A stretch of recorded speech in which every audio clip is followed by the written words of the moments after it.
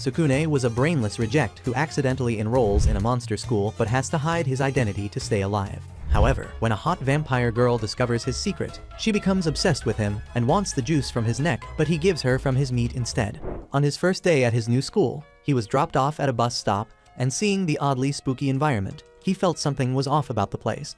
Suddenly, he heard a strange sound from a distance and started running, but it got closer and closer until he was knocked to the ground by a girl on a bike. She quickly apologized and offered to help wipe the blood, but when she got a whiff of him, she lunged for his neck to suck some red juice. When she snapped out of it, she noticed his uniform and revealed she was a freshman at Yaokai Academy too. She then asked him if he hated vampires, and when he said no, she told him to be her friend, and he accepted because she was pretty as heck. Later, Sukune was very happy to see how nice the teacher and everyone were until she announced that this was a school of monsters who wanted to take over the world. However, they needed to remain in their human form to keep their secret, while any real human who entered the academy would be isekai'd on the spot. Hearing this, Sukune started to shake in fear and was almost noticed by a student, but they all got distracted when Mocha entered the class and introduced herself. When she saw Sukune, she jumped at him, excited that he was in the same class. After class, while Mocha and Sukune sat together on a bench outside, a student named Kamiya suddenly grabbed him up, asking what an ugly weakling like him was doing with such a pretty girl. He threw Sukune off and asked Mocha to come play with him since he's got the perfect tongue. But she snubbed him and told him she was with Sukune now as she ran to meet the injured boy. When Mocha was alone with Sukune again, Sukune told her she didn't seem like a vampire, and she revealed that this was thanks to the rosary on her neck acting as a protective seal. But if it was taken off, she would turn into a terrifying true vampire. However, she couldn't take it off herself, and Sukune assured her that, to him, she would always be the same Mocha he knew. She hugged him upon hearing this and told him he was her first love. She then moved toward his neck again to suck a pint, but he got scared, remembering she said she had some other true form, and ran off immediately. He got his school bag and planned on leaving the school, but Mocha met him to ask what was wrong. He told her all he wanted was to attend a school for humans, but she tried to stop him, saying a monster shouldn't go there. She then revealed her hatred for humans, which began in her former school when she was disdained by everyone for being a monster, and this made her think her existence was useless. She added that she felt good when he told her it was alright to be a vampire, but Sukune suddenly revealed that he was a human and only got into the school because of a mistake. Mocha moved away from him, immediately surprised, saying humans shouldn't be in this school, and seeing this, he declared that he hated monsters just the way she hated humans. He ran away immediately, heading to the bus stop where he had been dropped earlier, and Mocha chased after him. However, Kamiya suddenly crossed Mocha, transformed into a calamity, and began harassing her. Sukune heard her scream from afar and turned back to make him stop, but Kamiya just knocked him off like a toy, and he went rolling down the cliff. Mocha jumped after him immediately to hold him. She began to cry as she told him that all she wanted in his previous school was a friend, but she just realized that the difference between humans and monsters was much, and friendship between them was impossible. Kamiya appeared again, and Sukune stood up to defend Mocha, but he got bodied again. Mocha ran to meet him, and as he passed out, telling her he still liked her even if she was a vampire, he accidentally pulled her rosary and broke it. A bright light shone immediately, and the atmosphere turned red as bats came flying from everywhere to cover her. Afterward, Mocha transformed into a hottie with a strong demonic aura, which made Kamiya scared as he realized she was a vampire, an S-class monster. Kamiya still tried to fight, but a kick from Mocha sent him crashing into the wall. Afterward, Sukune fainted on Mocha's pillows and later woke up on her lap, but he was surprised she was back to normal, making him wonder if it was all a dream. He soon found out that the bus only came there once a month, so he had to wait till the next month to leave. Just then, Mocha saw him bleeding on his face, and as she cleaned it, she got thirsty again and lunged for his neck. The next day, Sukune had accepted his new life among monsters just for the month, till the next bus came, and on his way to class, he thought he needed to keep his identity as a human a secret. Just then, some students saw the goddess of beauty coming and began to act like idiots, hoping she would notice them, but she went to hug Sukune instead. As they continued walking, Mocha told Sukune she knew he must feel lonely being the only human among monsters. This led to the two having a lovey moment staring at each other. She then told him she didn't have breakfast that morning and pretended to be weak. But as he tried to hold her, she latched onto his neck again, scaring him. He left her immediately because he was not about to be her breakfast. He soon got to a garden, and the more he thought of the school, the more scared he became. However, he suddenly heard a girl scream and, walking up to her, she told him she was feeling dizzy and asked him to help her up.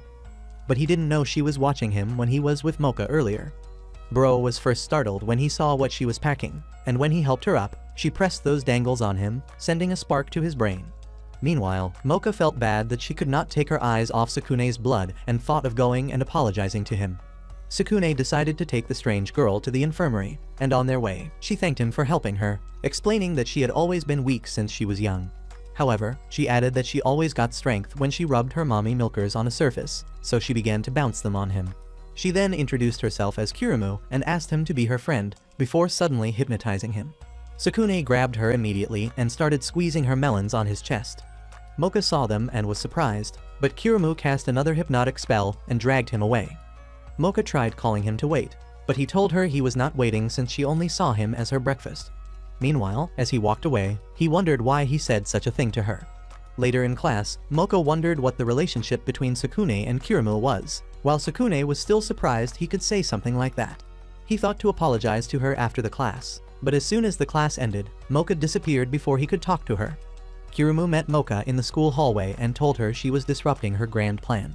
Mocha wondered what she was talking about, and Kirimu said she planned to make all the boys in the academy her love slaves. But all the boys had been falling for Mocha instead. So Kirimu decided to take Sukune for herself to defeat Mocha. Just then, Sukune appeared, but as he tried apologizing for what he said to Mocha earlier, Kirimu looked at his eyes again, and he was hypnotized. He trash-talked Mocha again, causing her to cry, and she ran off sad. Kirimu took him to her room and was very excited seeing that Mocha cried, but Sukune felt very bad. He thought to apologize again, but Kirimu stuffed her melon in his way, telling him not to worry about that wench. At the same time, Mocha sat alone outside, sad as she wondered if she was really Sukune's friend because of his tasty blood. However, she suddenly heard a voice from her rosary telling her that Sukune did that because he was under the influence of succubus charm. The voice added that whoever took the succubus kiss would become subservient and would have their energy sucked till they died. Meanwhile, at this moment, Kirimu had already pounced on Sukune, ready to get frisky. She told him this was the first time she would try this power, and then hypnotized him again. She leaned in to kiss him, but he surprisingly just hugged her and said he could not do this. She got angry and immediately grew wings, swearing to take everything from Mocha, but before she could attack him, Mocha kicked her out through the window. She returned and pulled them away with her tail as she flew off. She dropped them in the middle of a forest and started attacking them. Mocha quickly told Sukune to break her rosary like he did before, but when he tried, he struggled to break it, so Mocha covered him as Kirimu came attacking again. Seeing this, Kirimu said she was only protecting him because he was her food, but Mocha told her she was not after Sukune's blood, but saw him as a precious friend. Hearing this made Sukune feel like he had to protect her, so he stood up and was ready to take a hit for her, not realizing that he had mistakenly broken the rosary. Sukune transformed instantly into her more brutal version, and a strong aura filled the atmosphere, terrifying Kirimu. However, Kirimu said she would not lose to her because she had an important mission on her shoulder, which was to enslave men and choose the destined one from among them so that her race wouldn't go extinct. Kirimu lunged to attack Mocha, but she grabbed her tail and knocked her off with a kick. Mocha then walked over to her, intending to break Kirimu's wings so she wouldn't ever fly again. But Sukune quickly blocked her and told her that Kirimu didn't seem like an evil person. Mocha asked him how he knew that, and he was like, "Trust me, bro." So she took back the rosary and reattached it, turning her back to her usual self. The next day, Mocha told him that a voice had spoken to her from the rosary, which made Sukune realize that her vampire version was a completely different personality. But he said she would always be his friend no matter what. Just then, Kirimu appeared with cookies made specially for Sukune, which made him wonder why him, and she told him she had chosen him as her destined one. A few weeks later, the midterms were released, and when Sukune checked, he realized that he was very dumb compared to Mocha. Mocha soon appeared, and all the boys were simping after her because she was both beauty and brains. She met Sukune, and when he complimented her on her good grades, she suggested they study together next time. Hearing this, the other boys got jealous, but one other student named Yukari was watching and admiring Mocha. Just then, some rogues appeared behind her and started bullying her for topping the class. Some bowls magically dropped on their heads, and Yukari laughed at them, but this made them angry, so they tried to attack her. Mocha quickly jumped in to defend her, and seeing that all eyes were now on them, the dudes decided to retreat for now. Following that, they headed to the cafeteria, where Yukari thanked Mocha for saving her. Mocha realized she was 4 years younger, even though they were classmates, which meant she was really smart to have skipped some classes. However, Yukari suddenly revealed that she loved Mocha and jumped on her to start playing with her softies. Yukari then asked Mocha to go out with her, and Mocha reluctantly accepted, but Sukune was already bleeding from his nose in disbelief. Yukari continued holding them softies as Mocha walked through the hallway, leaving the boys jealous, wishing it were them, not her. Sukune got so uncomfortable and came to challenge what they were doing. But Yukari said a dimwit like him shouldn't be near Mocha anyway. Sukune became silent immediately because he knew she was right, and Yukari cast a spell with her magic wand that caused a nearby locker and broom to begin to disturb Sukune on their own. She then revealed she was a witch and said that from then on, she would use her magic to dispose of anyone who tried to come near Mocha. Meanwhile, the bullies from earlier were in a corner, still eyeing and hating Yukari. Following that, Sukune was in the infirmary with Kiryu, treating his wound. However, Kiryu was happy that, thanks to Yukari, she could be alone with Sukune. She immediately pushed him to the bed and crawled over to get naughty with him. Meanwhile, just outside the infirmary, Yukari planned to eliminate her love rival completely. So she brought out a voodoo doll and began controlling him until he got on top of Kiryu and was trying to get juice out of her melons. Mocha was shocked to see this as she entered, and while Bro tried to explain that it was not what she thought, he still couldn't get his hands off Kiryu. He pulled Kiryu's pants off mistakenly and instantly lost blood at the sight of her backside. On seeing this, Yukari rejoiced, but this gave out the fact that she was responsible. Sukune was angry at her for doing something so outrageous, but Mocha defended her, saying she was just a youngin. Sukune was not buying this silly excuse and told Yukari that if she continued doing this, she would be hated by everyone and would end up being alone with no friends. Yukari replied that she wasn't bothered by that since she was a genius and wouldn't want to be friends with blockheads anyway. She then said that she had always been alone after all, which made Sukune show sympathy, but she suddenly rained bowls on his head again and ran off. However, as she ran off, she remembered her loneliness and how everyone always gossiped about her, but she tried to convince herself that she was fine with it, burying her pain. Just then, the bullies knocked her down and began to harass her again. Meanwhile, back in the classroom, Sukune and Mocha got into a hot argument, with Sukune challenging Mocha for acting too nice even though Yukari had been naughty, but Mocha told her that Yukari was pitiful, and she ran off to look for her. Kiryu then told Sukune that witches were a mix between humans and monsters, so they were not accepted by either humans or monsters, which meant that Yukari must be pretty lonely. Hearing this made Sukune realize that she was just like him, and he immediately ran after Mocha. By this time, Yukari had been dragged to a foggy forest, and the three bullies had transformed into lizardmen, ready to eat her up. Yukari then tried to cast her spell, but one of the monsters just broke her wand and said he's got a longer wand for her. However, as they attempted to attack her, Mocha suddenly told them to get away from her. She then walked toward Yukari, telling her it was okay to ask for help if she needed it. Yukari tried to pretend like she was okay, but Mocha broke her defense when she told her she had once been lonely too, and was here to help her, causing Yukari to cry. The lizardmen got pissed that they had been ignored and launched an attack immediately, but Sukune jumped in at that moment to save Yukari, but he got slashed in the process. Yukari was shocked to see him, and he apologized to her for not understanding her feelings before. The lizardmen came attacking again, but Kiryu flew in and carried them off. This pissed the monsters off more, and while they planned to attack again, Sukune stepped forward like a hero, but immediately collapsed due to his injury and accidentally broke Mocha's rosary. A strong, terrifying aura filled the air immediately as she transformed, and she beat them all in an instant. Yukari was shocked and asked her why she still saved her even though she had done terrible things to them, and Sukune replied that it was because they all wanted to help her. He further told her she was not alone anymore, and she started to cry. Afterward, Yukari apologized before the whole class for her past misdeeds, and everyone felt bad for treating her poorly, so she got along with everyone. Following that, she fell in love with Sukune, saying she wanted him to come on top like when he saved her, but the other two girls got jealous because they didn't believe in sharing sausages. A month after Sukune enrolled in the school, he was now getting used to the place since he now had new friends, but he wondered if continuing like this was fine, and got so confused that he yelled out suddenly during a class. After the class, Mocha asked him what was wrong, but he told her it wasn't a big deal, and both started their lovey moments again until Kiryu said, "Not this time." She blamed Mocha for being the reason Sukune was like that in class earlier since she had been sucking his blood, but Sukune defended that Mocha was a vampire after all. Hearing this, Kiryu decided to unleash her charm and started bouncing her jiggles on his chest, which made Mocha uncomfortable. Sukune left them thinking about the problem he was in with girls, and just then, some three useless mofos crossed him. He wondered who they were, and they told him that they were the leaders of the Simps Association for Yukari, Mocha, and Kiryu. Sukune knew they were idiots and tried to dip immediately, but they pulled him back and started bullying him, calling him a weakling who was not fit to be with those goddesses. The three girls appeared at that moment and confronted them for ganging against their man. Yukari lifted the nearby items with her magic to attack them, but ended up knocking Sukune down in the process. Seeing this, the three clowns ran off, and when Kirimu tried chasing after them, Sukune told her he was fine. Later that night, Sukune continued to think about how messed up he was as he remembered being called a weakling earlier that day.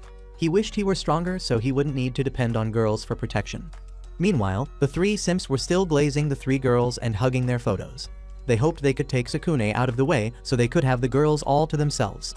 The next day, while Sukune and the girls were having lunch in the cafeteria, the girls expressed how the three losers had been stalking them, which was making them uncomfortable. They thought they could just finish the dudes off if they showed up, but they were worried for Sukune, who couldn't defend himself.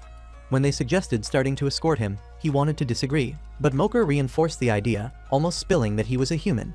Hearing this, Sukune felt terrible and excused himself immediately, so Mocha followed him to apologize. However, he told her that was not the problem, but that he felt like a Barbie having girls protect him when he ought to be protecting instead. He ran off in shame and went to his room to pack his bag immediately, but as he headed out of the academy, Yukari saw him.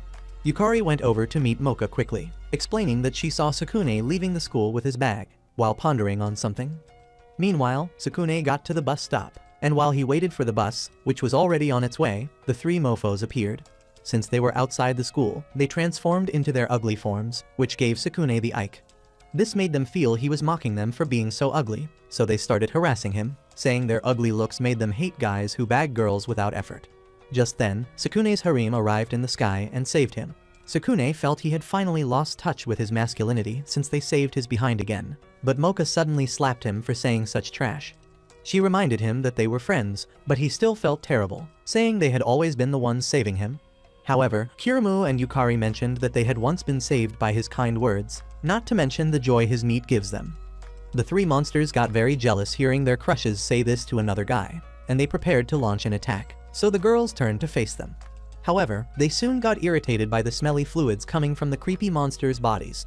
Sukune called them shameful for making their supposed crushes uncomfortable, so they launched at him in anger, ready to end him. The three monsters merged into one huge form and knocked him off. However, Sukune, trying to act like a Giga Chad, got back on his feet, determined to protect his beautiful harem. He collapsed again and broke Mocha's rosary in the process, instantly turning her into her brutal vampire baddie form. Then, she called the other two girls to assist her and finally landed a kick that returned the creepy dudes to their original states. Sukune felt weak because Mocha saved him again, but Mocha baddie version told him that it wouldn't be good if he left because he was her only food, and Mocha would be sad from loneliness. Kirimu and Yukari also begged him to stay, and that was when he shockingly revealed that he was not planning to leave. He only wanted to ask the bus driver a favor to help him deliver some letters.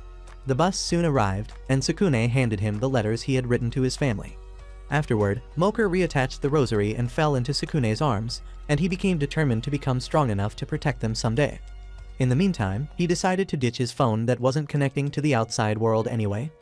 In class the next day, the teacher announced that a telephone that could connect to the outside world had been installed in the store, and the bus timetable had now been changed to once every day.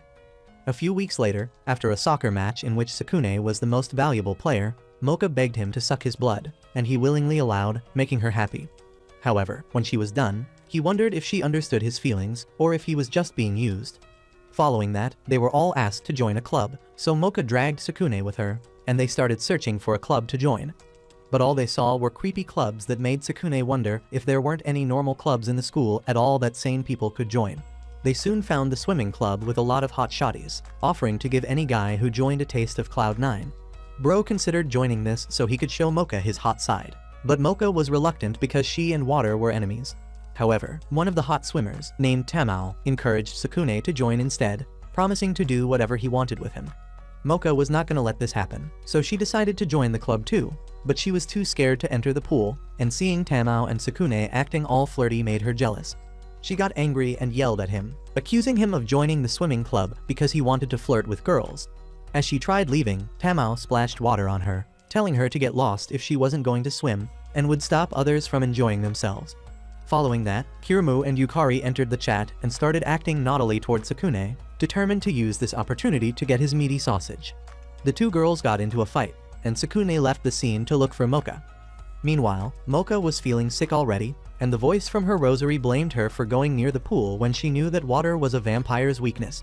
The voice then told her she was its host, and she should not let the dude she was pursuing fool her around. Back at the pool, they all started a competition, and while everyone participated, enjoying themselves, Sukune couldn't stop thinking of Mocha. Just then, Tamao approached him and asked him to swim with her. At the same time, Mocha thought about Sukune and considered going back to the swimming club to be with him, but the voice warned her against it. It told her to stop relating to humans as Sukune didn't care about her anyway, but Mocha disagreed, saying Sukune was not like that. She decided to go back anyway. Still at the pool, Tamao realized that Sukune was not paying attention, so she asked if he really liked Mocha that much, and then told him to forget about her since she was here for him. She also said she had eyes on him since the first day of school, but Sukune apologized and tried to go in search of Mocha. However, she grabbed him and stuffed his face with her melons. Suddenly, the other girls in the pool turned into mermaids and began to suck the life energy of the boys. Tamao revealed that this was how mermaids survived, and she had had eyes on him because he smelled like a human. Mocha ran toward the pool and, seeing that Sukune was in danger, she dived into the pool even though she knew her life was at risk doing so. She began to drown immediately, and while Sukune tried to go save her, Tamao stopped him. However, Humaru suddenly seized Tamao, giving Sukune the chance to go after Mocha. He soon caught up with her and detached the rosary, instantly awakening Mocha and turning the pool red. Seeing this, Tamao and her group of mermaids started splashing water on her, and when it was affecting her, Kiryu and Yukari handled the others, leaving Tamao alone to face her. Tamao then lunged toward Mocha to attack her, but Mocha jumped into the air, and when Tamao foolishly followed, even though it wasn't her territory, Mocha landed a powerful kick that sent her flying into a net. The vampire baddie stepped out of the water, weak and when Sukune tried to care for her, she suddenly slapped him, telling him that he was selfish and didn't understand Mocha, as she walked away. This made Sukune realize that he had not been paying enough attention to her, so the next day, he met her to tell her he wasn't joining the swimming club anymore, so she wouldn't be in danger because of him. However, their teacher, named Shizuka, watching them from above, suddenly suggested they join the newspaper club, which they immediately agreed to. Yukari and Kiryu overheard this and came running, showing their interest too. Some days later, an event occurred of an unknown creepy stalker peeping on girls while they were dressing, so Shizuka called the newspaper club together. Sukune and the others wondered if they were the only ones in the club. And then, Shizuka introduced Jin, the club leader, who came in with a bouquet to riz the girls. A few minutes later, Shizuka left for a staff meeting, while Jin stayed to introduce the new members to the vision and mission of the club.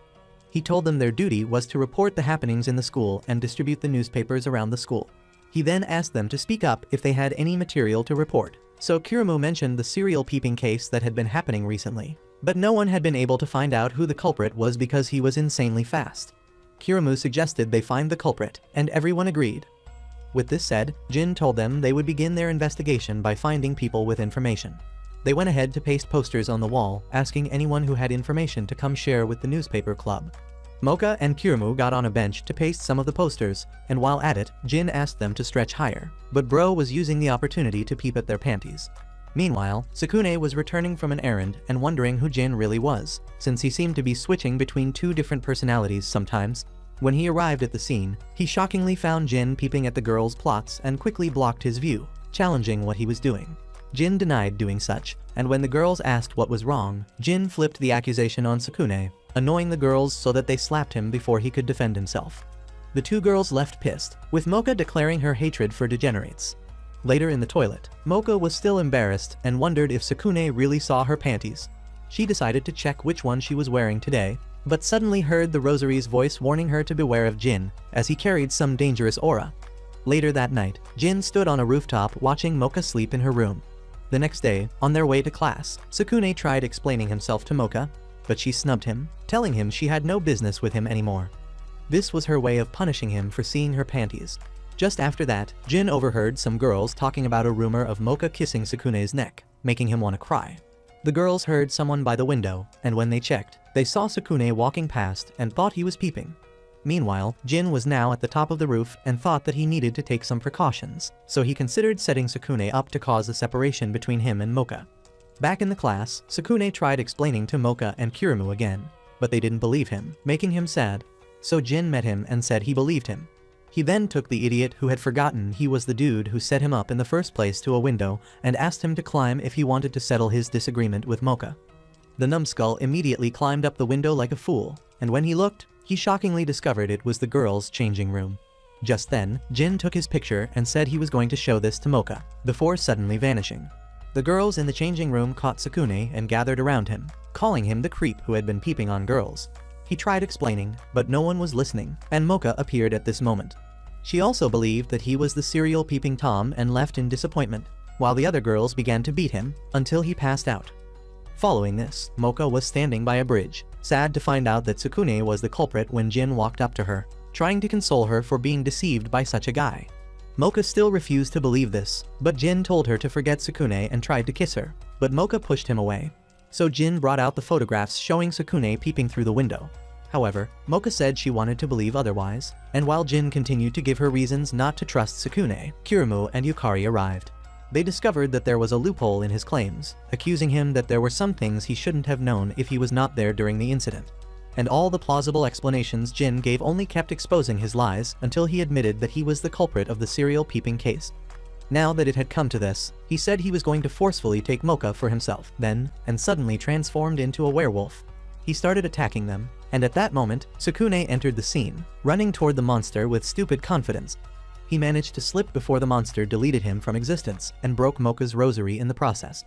Mocha transformed into a vampire immediately and began fighting, but the werewolf was extremely fast. Seeing that they were shocked, Jin decided to give them a quick lecture explaining that werewolves were monsters that relied on speed, and the stronger the moonlight, the faster the speed. He added that it was the night of the full moon that night, so there was no chance for them to beat him. He charged at Mocha, but to his shock, she just grabbed him, and when he tried to attack with his other hand, Mocha twisted him in the air and delivered a kick that sent him flying off the bridge. A few days later, the newspaper club reported the incident in the newspaper and distributed it across the academy, revealing the real culprit of the serial peeping case. In the following weeks, the newspaper club was now very active, reporting and distributing newspapers to students around the school. This particular day, after the distribution, they gathered together to celebrate their efforts, and Mocha suggested they go have some snacks and drinks to cool off. Jin was nowhere to be found, so they thought he could be out there preying on girls again, which was indeed so, because bro couldn't take his eyes off anything on skirts. While they considered leaving the cultured loser out, a strange girl with a lollipop appeared and talked about how easy they all got along, which was something she couldn't really understand. Sukune and the girls were surprised, but she asked for a newspaper, and when Sukune handed one, she teased him about how cute he was, leaving the others jealous after she walked away. The girl would be introduced in the next class as Shiryuki, the girl who had not been coming to school for some unknown reason. Shizuka told the class to try to get along with her, but Sukune and Mocha were shocked to see she was their classmate. After the class, when Mocha and Kiryu left to get some of the necessary snacks, Sukune noticed the girl was stalking him. He met her and she commented that the news he wrote was interesting as usual. Sukune was surprised by this remark, and that was when she showed him a book containing copies of the newspapers the newspaper club had published. Sukune went from flattered to scared when he saw that this creepy girl had been leaving notes in the book like a project supervisor. She then told him she loved the news reports he always wrote because they were written from a weakling's viewpoint, which she could relate to. She added that his personality and way of thinking were like hers, and she hugged him, telling him he must be lonely. Meanwhile, in the staff room, a teacher named Katsubo walked up to Shizuka to tell her to be careful of the new girl who had been absent from school, claiming that refusing to come to school like that basically meant she had a major problem. He further warned that Shizuka kept a watch on the girl so she wouldn't influence other students wrongly. At the same time, Shiryuki was with Sukune by a river playing, but bro was in a hurry to leave because he knew Mocha would be waiting for him. However, Shiryuki grabbed him from the back and told him she wanted him to be hers, threatening to harm Mocha if he went back to meet her. Meanwhile, in the clubroom, Mocha was waiting for Sukune when Shiryuki suddenly entered and told her that Sukune was not coming back. Shiryuki suddenly jumped on her and started to strangle her with ice. In defense, Mocha hit her on the head, but a part of her just broke like ice, revealing that the Shiryuki there was just an ice doll. Then the ice doll turned an arm into sharp ice and attempted to end her for good. Back at the riverside, Shiryuki had now captured Sukune in ice and revealed herself as Snow Woman, who could freely control ice. She told him they were destined to meet since they were both lonely, and when his body finally became frozen, he would all be hers. Just then, Kiryu came flying with Mocha. She was able to save Mocha just in time by slamming the cake they were supposed to eat on the ice doll's head. Shiryuki got pissed and knocked them to the ground, telling whoever wanted to take Sukune from her to disappear. She prepared to attack them, but Sukune blocked her like the weak hero he was. Shiryuki asked him why he was stopping her since he was lonely just like her and should understand better, but dude replied that he wasn't lonely, making her so angry that she raised a storm and disappeared. While they wondered where she went, the ice beneath them suddenly cracked, and they fell into the river.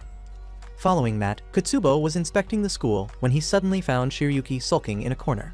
At the clubroom, Sukune and the other wouldn't stop sneezing from the cold they had just been exposed to. Just then, Shizuka suddenly came to report that Shiryuki had bagged a trouble, having frozen Katsubo almost to the point of death during their last encounter. Now, Shiryuki was nowhere to be found, but the decision to expel her had been made.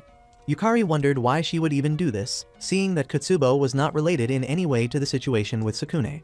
Sukune thought it was his fault Shiryuki was like this, wishing that he hadn't rejected her so harshly. He decided to look for her too, saying he couldn't tell her what he wanted to, and ran out immediately. However, Jin entered at that moment and claimed to have taken some juicy photos. Sukune soon found Shiryuki and calmly asked her to come and apologize with him before the matter escalated. This made Shiryuki emotional, and she burst out in rage because no one understood her, including him. At that moment, Mocha and others came running, and they revealed that they had discovered from Jin's photos that it was Katsubo who couldn't tame his rising magnum and tried to do some private things to Shiryuki, so the girl just humbled him by freezing his sausage beyond repair.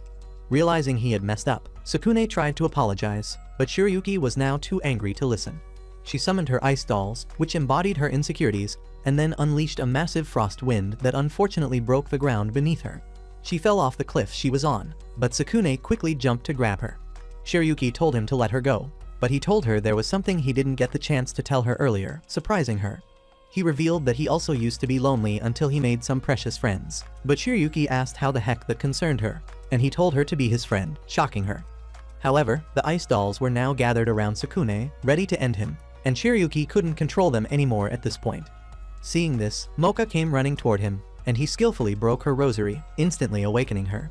The ice dolls tried to attack her, but her strong aura melted them instantly, and then Mocha pulled Sukune and Shiryuki up like trash bags. Sukune thanked Mocha for saving them, but Shiryuki refused to, so Mocha hit her hard and advised her to find something to do with life before unaliving herself. Following that, they all gathered in the clubroom, and Shizuka thanked the team for saving Shiryuki from expulsion. Then, Shiryuki appeared with a new look, ready to start her life all over. Meanwhile, the girls gave credit to Jin, whose photographs had been useful, but before they ended their compliments, some sus photos of girls dropped from his pockets, and they realized that this was his original intention anyway, so they gave him the beating of his life. The following week, a maths teacher baddie named Ririko joined the school, and all the guys started gooning to her into their minds. In the following class, while she taught them, Sukune found it hard to understand because he couldn't keep his focus. Ririko suddenly called him up to answer a question, and he told her he didn't know how to, causing his classmates to laugh at him. After the class, he begged Mocha to teach him maths because he was too dumb to catch up with class lessons, and she gladly accepted but asked if he could come to her room later that night. His brain glitches because he knew going to her place wouldn't make him study. She revealed that his coming over meant she could suck more blood, and as she tried sucking some right away, Kirumu burst in, offering to teach him instead. Then Yukari also entered the chat. They eventually agreed to study together in the clubroom, along with Shiryuki, and after a rigorous study, while Sukune prepared to go home, Ririko appeared. She asked him and Mocha why they were there this late, and they told her about their study group. Ririko said this was not good since there were too many in a study that would reduce the efficiency of the study, and suddenly shoved her melons in his face, asking him to come study with a professional educator at the remedial classes instead.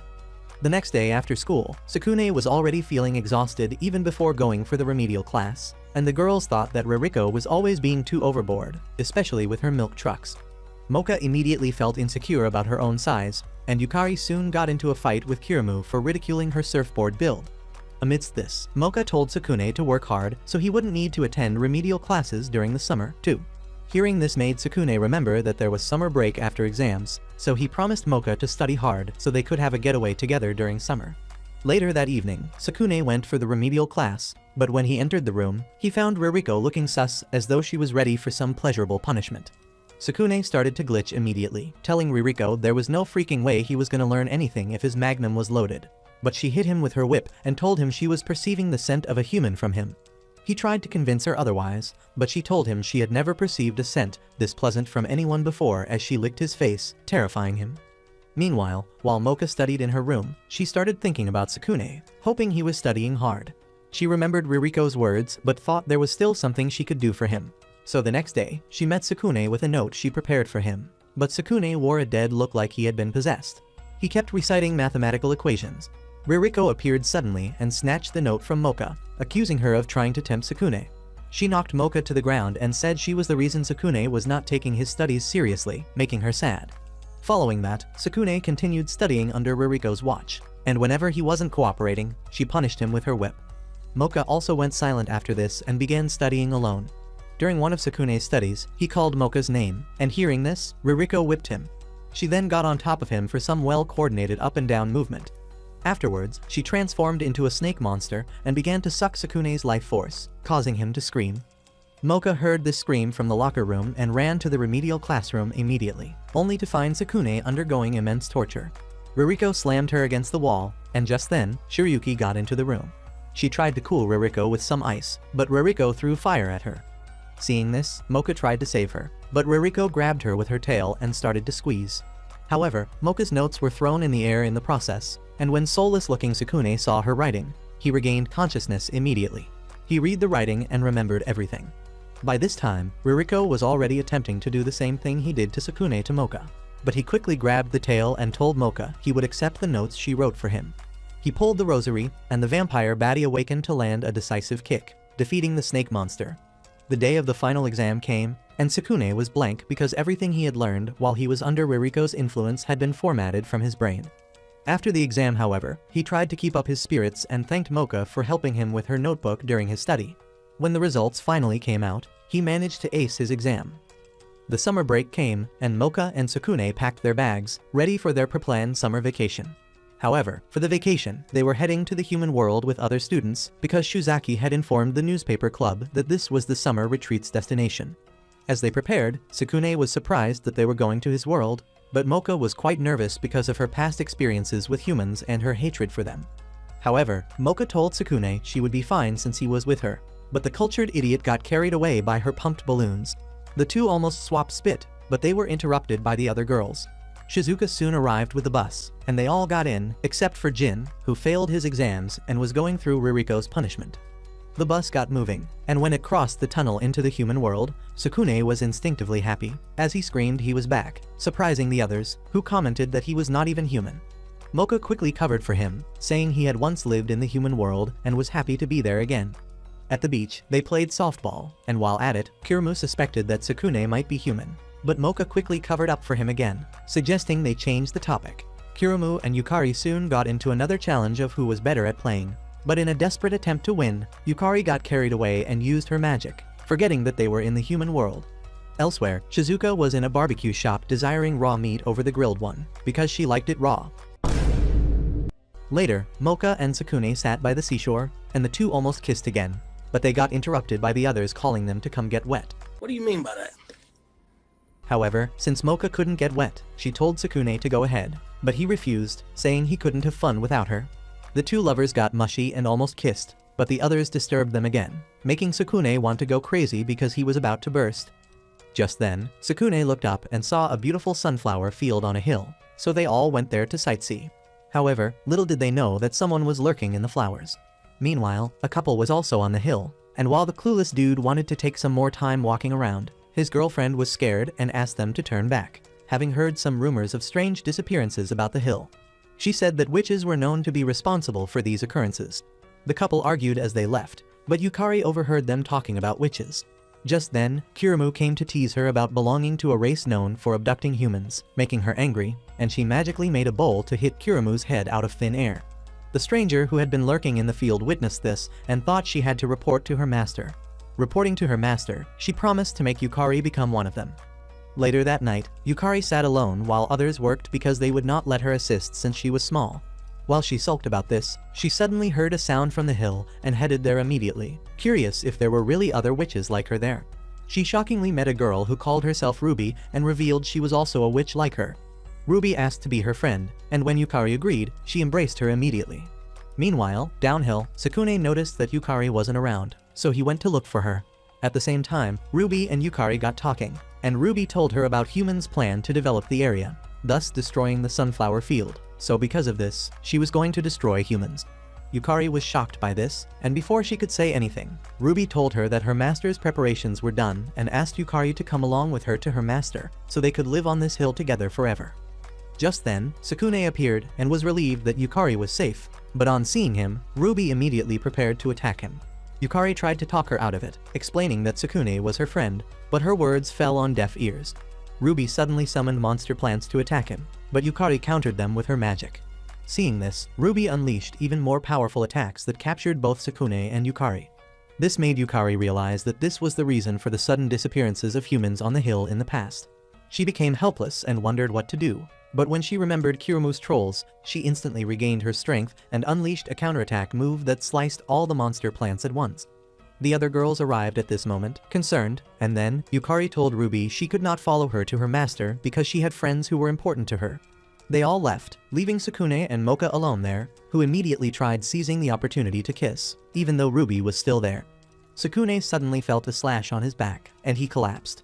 Then, Ruby said he must bring Yukari back with her, no matter what, because this was her and her master's wish.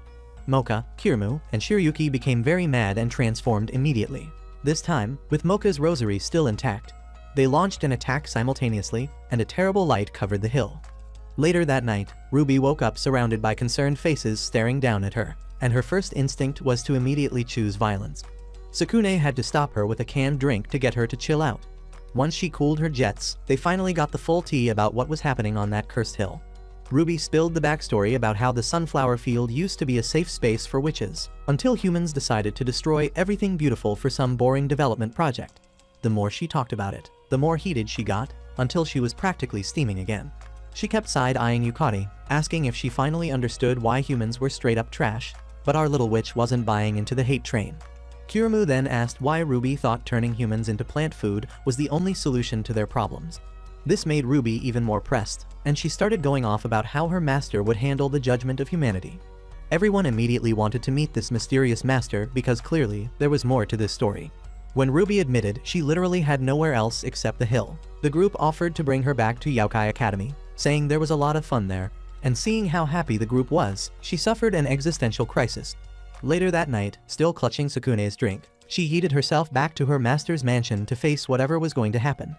The moment she stepped inside, plant monsters immediately grabbed her, and she started begging her master for forgiveness like her life depended on it.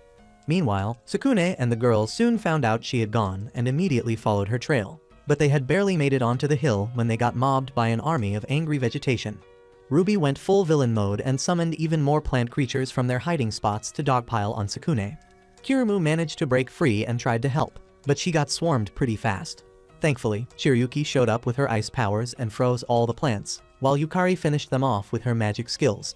Just when Sukune thought he was safe, he spotted Mocha about to be swallowed and rushed to help her, but they both ended up getting captured anyway. While the girls were stuck playing endless whack-a-mole with regenerating plant monsters, Sukune was desperately searching for Mocha in the darkness until he finally found her rosary and pulled it off. She transformed immediately and wreaked havoc on the plant monsters, but Ruby wasn't ready to accept defeat and started trying to slice and dice Mocha in midair.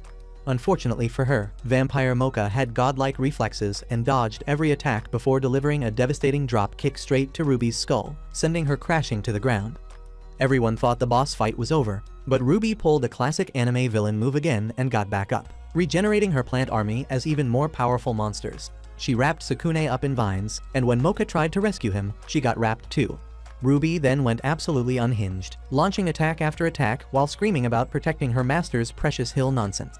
When one of Ruby's attacks smacked Sukune in the face, Vampire Mocha lost her entire mind. She broke free from the vines and absolutely bodied Ruby again before freeing Sukune and leaving him with the other girls to be protected. While Mocha continued her one-woman war against Ruby, Sukune saw the master's mansion from afar and made a desperate sprint toward the mansion, but he was almost isekai'd in the process, if not for Kirumu and Yukari, who saved him. The two girls stayed behind to handle crowd control, while Sukune kept running, but one sneaky plant monster slipped past them. However, Shiryuki came in just in time with her icicle attacks, giving him cover until he finally reached the master's mansion and discovered that this was the control house for the plant monsters. But when he got inside to meet the infamous master, what he saw absolutely sent him spiraling. He instantly grabbed a metal object and broke the glass. Back on the battlefield, the girls were already panting, but still had a whole army of plant monsters to deal with. Things got worse when they saw Mocha getting manhandled by the vines, and their attempts to reason with Ruby fell on deaf ears, and she went on to capture them all in a giant vine ball. Sukune returned at that moment and desperately told Ruby to stop, but she was still high on her master loyalty crack. That's when he dropped the bombshell that completely broke her. The master she'd been serving was already dead. He added that she had already known this, but only continued living in denial because she didn't want to accept it. Learning the truth sent Ruby into a complete mental breakdown, and she started casting some dangerous forbidden magic that even Yukari said was impossible to stop. Ruby then transformed into a massive plant monster and went on an absolute rampage. Yukari asked Sukune to pass her wand immediately, while Kiryu managed to free everyone, but then they realized Ruby was absorbing Mocha's power. Yukari explained that their only shot was destroying the wand that was amplifying Ruby's magic. With what little strength she had left, Mocha broke free from the vines, dodged Ruby's desperate attacks, and eventually smashed the wand to pieces. The destruction of the wand triggered Ruby's childhood memories with her master on the hill, and she shed a single tear before exploding in a massive blast. The next day, they felt terrible that they couldn't save her, and just then, Shizuka returned with a load of fish. The bus taking them back to the academy soon arrived, and Jin shockingly came down, carrying Ruby in his hand. Jin was surprised they knew her, and he told them he had just found her on the beach and that she seemed to have been possessed with trying to protect something. On the first day of the new semester, Mocha was being her usual clingy self and asked Sukune if he'd managed to visit his parents during their summer break adventure. But bro had literally just given his mom a quick phone call before they headed back to Monster World. Later in the clubroom, Kiryu and Mocha were geeking out over their latest newspaper issue that was supposed to showcase human fashion trends to the monster students. After deciding their masterpiece was good enough to distribute, they grabbed all the papers and headed out to distribute the newspapers. However, there was already another club handing out newspapers about human fashion, except these ones actually had color photos that properly showcased the model's assets. Seeing this straight-up disrespect, Kiryu absolutely lost her mind and marched over to demand an explanation from these wannabe competitors. That's when they met Kato, a second-year hottie who introduced herself as the president of the Super Newspaper Club. She whipped out an official approval letter, proving she had permission to publish newspapers too. Kiryu was still ready to throw hands, so Kato suggested they let the students decide with their feet, and they went off to hand out their papers. Unfortunately for Kiryu's group, their black and white, plot-free newspapers got absolutely bodied by the competition, with students literally tossing their papers in the trash like unwanted flyers. Feeling completely destroyed, they went crying to Shizuka for emotional support, but she told them she also just heard about the club the previous day. She made it worse when she dropped that whichever newspaper club was less popular would have to shut down completely. While everyone else was having an existential crisis, Kiryu got fired up for war and declared she was taking Kato and her club down. Mocha tried to suggest they wait for Jin since he was technically their club president, but Kiryu replied that he was probably being a creep with his camera somewhere again. This turned out to be true, and while at it, he spotted Kato and immediately recognized her face. The next day, Kiryu and Yukari decided to go full desperation mode and dressed up like maids to attract a crowd for their club. The strategy was actually working pretty well until Kato's girls showed up with some premium fan service, offering special photo prizes to their loyal readers while wearing swimsuits that made everyone forget the newspaper club existed. Kiryu was trying to convince Yukari that they should do the same, but a disgusting fatso started trying to hit on Yukari with his negative aura energy. Poor Yukari got so terrified she ran away crying, and later in the clubroom, Kiryu was suggesting they should also wear swimsuits to win back their audience. That's when Sukune showed up with Mocha and Jin to put a stop to Kiryu's increasingly unhinged plans. Jin then dropped some serious facts, explaining that Kato was part of the Public Safety Commission, which made everyone freeze up.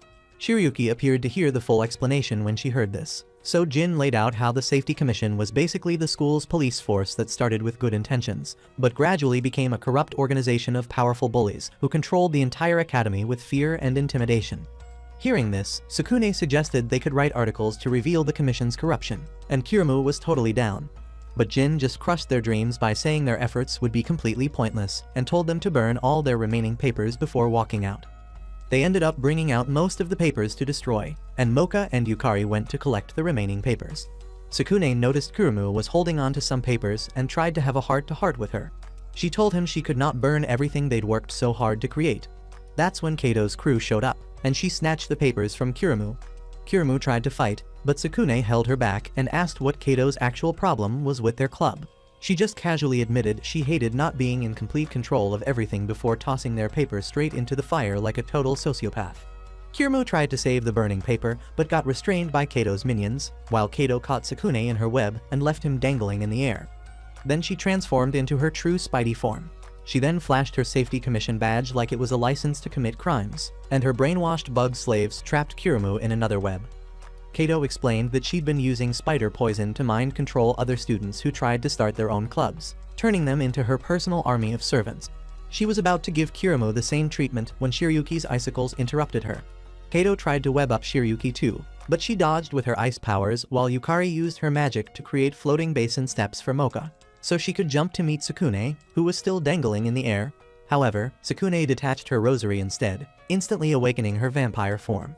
She saved Sukune immediately, and when Kato tried to launch her webs at her, she just caught them and pulled the Spider-Woman in for a devastating face kick that launched her into the air. This was a perfect assist for Kiryu, who immediately followed up with a kick that sent both her and her bug army flying off into the woods. Following that, Kiryu pulled out what remained of their burned paper, and seeing this, Sukune declared they were going to expose every single member of the Safety Commission at all costs.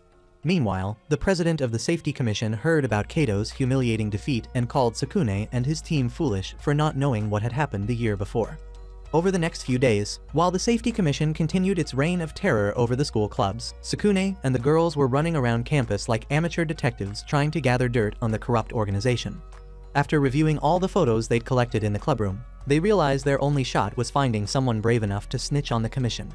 But the girls pointed out that most students were too terrified to speak up against the school's unofficial mafia. That's when Shiryuki appeared from under the table and told them that she'd actually managed to find some informants, which immediately got everyone's attention. Apparently, she'd been stalking Kuzu and his crew of degenerates while they were doing their usual hobby of thirsting over female students.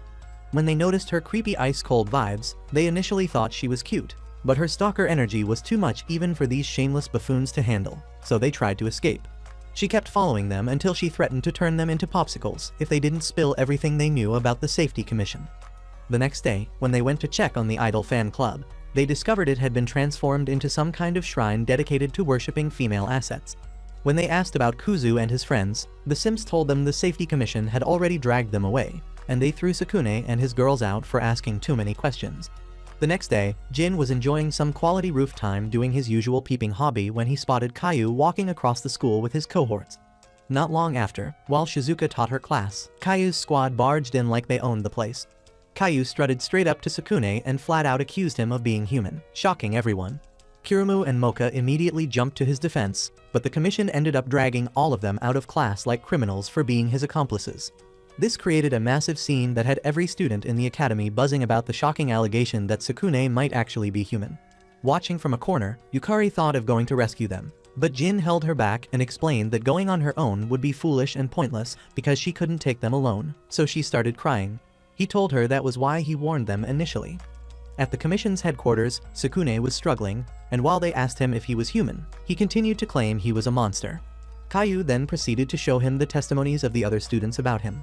Every single one of them had mentioned how Sukune had a distinctly human scent and was way too weak to be a real monster. The interrogation got even more brutal when they showed footage of Kiryu and Shiryuki trying to defend him. But both girls were left speechless when they realized they'd never actually seen Sukune transform into his true monster form despite all their life-threatening moments together. When they got to Mocha's testimony, she was asked about her obsession with Sukune's blood, pointing out that vampires usually craved human blood above all else. She tried to play it off by saying his blood just tasted particularly good, but then they brought out a cup of fresh water and began to torture her to force the truth out of her. Caillou then revealed the beaten and bloodied forms of Kuzu and his crew, explaining how they'd spilled everything about their fights. They said no matter how Sukune was in danger, he never transformed into his true form as a monster, which meant he had to be human. As Mocha's screams of agony filled the room from the water torture, Sukune desperately tried to break free from his restraints, but couldn't. Caillou started stomping on Sukune's head while demanding he reveal his true monster form if he was really what he claimed to be. And since there was nothing else he could do, he decided to admit that he was human so Caillou could release her. Kiryu and Shiryuki were shocked to hear this, while Mocha sadly commented that he shouldn't have confessed his identity. This made Kiryu mad, and she slapped the crocodile tears right out of Mocha's face, accusing her of keeping such information from them.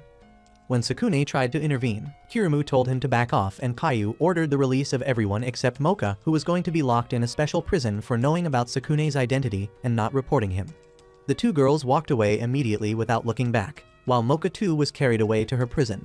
With Sukune left at the scene, the whole member of the Safety Commission declared him guilty, and he was sentenced to execution. Kiryu and Shiryuki got back to the clubroom excited Yuraki and Jin, but their jaws dropped when the girls told them that Sukune was human, and that Mocha had known about it all along. Shira quietly walked away after this, and Jin, also feeling betrayed, left the room too, telling them he wouldn't be there for a while and that they should ensure they apologize to the Safety Commission after all of this. Afterward, an academy-wide announcement was made, and as Sukune was paraded through the school like a condemned criminal, a couple of monster students quietly mentioned that execution seemed a bit extreme. But this bro decked them in the neck for spewing trash. At the same time, Shizuka was desperately trying to get Katsubo to help stop the commission's planned execution, but he told her this was the best thing to do. That's when Ririko showed up to drag her away for an emergency meeting with the academy director. Back in the clubroom, Yukari heard that Sukune was to be executed, and Kirumu burst into tears immediately, calling both Mocha and Sukune idiots for what they did. Meanwhile, Mocha got agitated in her cell and desperately tried to detach her rosary before collapsing to the ground in complete despair. At the execution ground, Sukune was raised up, ready to be crucified, while other students cheered. At the director's office, Shizuka asked if he wasn't going to do anything about it, and he replied that since Sukune was getting executed, it might as well be his fate. While Sukune was hanged up, he wondered if he should have just left when he had the chance, but at the same time he did not regret it because this gave him the opportunity to meet his friends. So he told Caillou to promise not to lay a finger on his friends after his execution. But Caillou told him he would eliminate them too swiftly so they could continue publishing their newspapers in the underworld. Meanwhile, Shiryuki went to the cliff where Sukune saved her, and while she sulked about everything happening, she suddenly heard a crow tell her now was her turn to save him too. Elsewhere, Kirumu was also crying, and telling Yukari that if Mocha and Sukune had not kept this from her, she could have found a way to help. Just then, the crow appeared and told them they could still do something about it. Also, Mocha thought that this was the end, but she suddenly heard her rosary say she was not alone. Then, the crow appeared there, and bent the iron like rubber, rescuing her. Mocha was shocked when it transformed into Ruby, but Ruby told her she was not alone. Kirumu, Yukari and Shiryuki appeared at that moment, and since Kirumu liked throwing hands, she slapped Mocha again for keeping Sukune's identity from her. Afterward, they set out to go rescue their man. They got to the execution ground just in time when Sukune was about to be turned into barbecue and started fighting the Safety Commission. Seeing this, Caillou said that the same thing which happened the year before with Jin was happening again. He added it was his mistake to have kept the newspaper club around, but this time, he was determined to execute all of them. He saw Kirumu and Ruby flying Sukune away and pursued after them immediately. Seeing this, Mocha went after too, leaving Shiryuki to handle other unimportant minions. Sukune got to safety and thanked the two girls for saving him, and just then, Mocha ran toward him excitedly. The idiots started fighting over him, but Caillou suddenly threw a fiery dagger at Sukune's heart, instantly burning him off, almost to the point of death. Mocha began to cry, and as Sukune passed out, he expressed how happy he was to have met everyone, especially her. He then asked her to protect the rest of the newspaper club from the clutches of that evil monster, and then he finally broke her rosary before passing out. Mocha screamed in madness as she transformed into her vampire form, and while Caillou tried spewing some more trash, she swiftly landed a kick on him, sending him into oblivion. She ran back to carry the dying Sukune, saying there should still be a bit of life left in him. The girls asked what she planned on doing then, and she said she would inject her blood into him since it possessed the power said to grant immortality. Kurumu asked if this was going to save Sukune, and Mocha replied that the chances were low, but there was no other way. Just then, Caillou returned as a powerful demon fox with 4 fiery tails, and immediately unleashed an attack at them. But Jin suddenly jumped in and blocked it, crashing down immediately. He felt he had been a coward all along, having lost his club members in the past, but he was not going to let that happen again. Following this, the girls volunteered to handle the demon fox while Mocha proceeded with whatever she wanted to do. Mocha told them that they could die, but they replied that they were willing to accept it. So, Mocha carried Sukune backwards and bit Sukune in his neck to inject her blood, unleashing a massive glow, while the girls held Caillou off as much as they could. After a few attacks, Yukari and Ruby combined their spells and summoned a huge crow which landed a terrible hit on Caillou, making him very angry. As he got angrier, he transformed into his ultimate form, shocking all of them, and then he unleashed one massive orb attack that crashed them to the ground. But they could have died if not for Shiryuki, who had quickly shielded them with an ice barrier. Caillou prepared to unleash another attack to permanently send to the Shadow Realm, but Mocha suddenly said that was not happening on her watch. Mocha left Sukune and began fighting him immediately, but couldn't land a powerful attack, which made her wonder if it was because she had given Sukune too much. Meanwhile, the other girls broke down in tears when they saw that Sukune was still lying unconscious with no other hope of being revived. After several weak hits, Caillou proceeded to give her the beating of her life before hitting her off. And now that she was on the ground, he finally finished off with his ultimate attack. Caillou thought it was finally over, but he was shocked when he saw Sukune holding Mocha in his arms. He had awakened. Caillou tried to attack again, but Jin's werewolf suddenly grabbed him and Mocha landed a kick that sent him crashing into the ground, defeating him. The other students wondered who defeated the monster and Shizuka said it was Sukune. But while he tried to clear it was not him, she further reinforced the idea that the suspicion that he was human was forced since he could defeat such powerful monsters. And everyone celebrated him for freeing them from the terror of the Safety Commission. Afterward, Mocha woke up on her sick bed to Sukune's flowers, and with a rising tension between them, they tried to kiss again, but those mofos interrupted them. If you enjoyed this recap, smash the like button and comment vampire in the comment section. Also, subscribe to the channel if you're yet to for more action, plot-filled adventures. If you want another anime recap like this, watch this video right here.